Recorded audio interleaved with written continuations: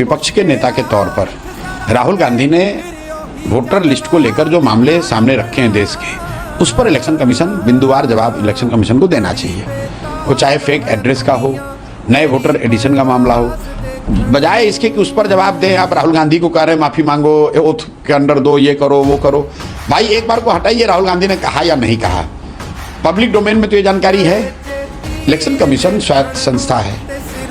In the interest of transparency and trust in electoral process, election commission को स्वेच्छा से ही ये कहना चाहिए था कि भाई ये मुद्दे संज्ञान में लाए गए हैं, इसकी हम लोग जांच कर रहे हैं, जांच करके हम ये बिंदुवार उसका उत्तर दे रहे हैं। बजाय उसके इसको Rahul Gandhi versus election commission versus Rahul Gandhi बनाने का कोई मतलब नहीं है। इलेक्शन कमीशन कह रही है कि जो आरोप इलेक्शन कमीशन के ऊपर लगाया जा रहा है वो बेबुनियाद है। भाई बेबुनियाद है, पहले बताओ तो कैसे।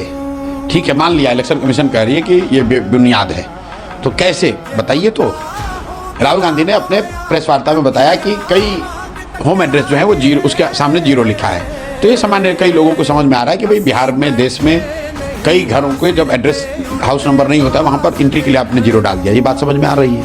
लेकिन ऐसे बीसियों बात और राहुल गांधी ने बताया है, उसको क्यों नहीं बता रहे हो आप?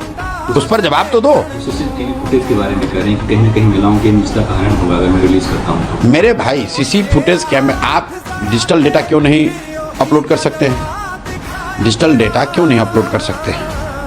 ये प्राइवेसी का मामला बनाकर इलेक्शन कमीशन लोगों को बेवकूफ़ बनाने की कोशिश कर रहा है।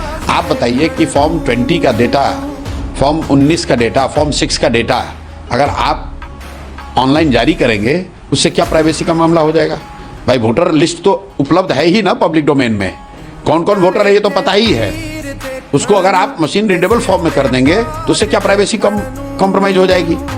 अगर आपकी जानकारी पब्लिक के बारे में नहीं है कि फलाने व्यक्ति वोटर हैं या नहीं हैं, तो जानकारी देने में प्राइवेसी का मामला होगा ना। यहाँ पर तो आपने जानकारी दी है, लेकिन एक ऐसे फॉर्म में दी है जिससे कि उसको एनालाइज करने में, फॉलो करने में लोगों को दिक्कत हो रही है।